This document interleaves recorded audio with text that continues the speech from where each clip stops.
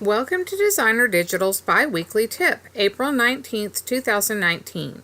This week, tweaking shadow styles in Photoshop and Photoshop Elements. I am wild about Katie Petit's Drop Shadow Styles collections. I use them on all of my digital projects to create realistic dimension with her glows and shadows. The styles are super easy to apply in both Photoshop and Elements, and they're fully customizable. Once applied, styles can be tweaked with the options in the Layer Styles dialog box.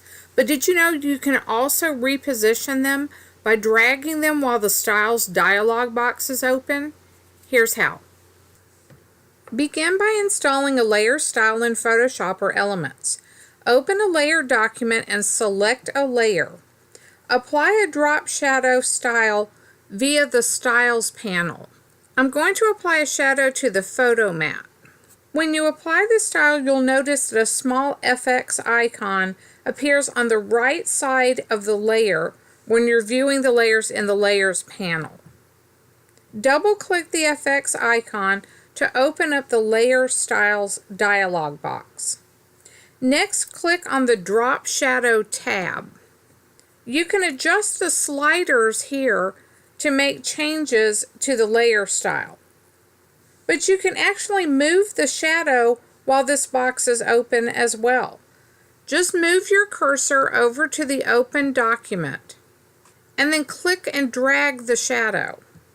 This is a super quick way to add more dimension to one element on your page, making it appear raised more than the other elements.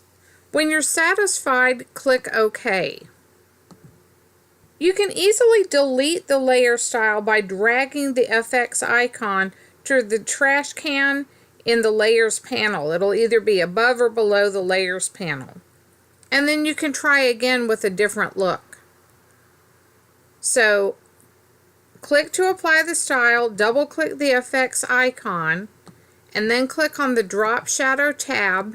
And at this point, you can just come over to your page and drag the shadow out a little bit, and then click OK.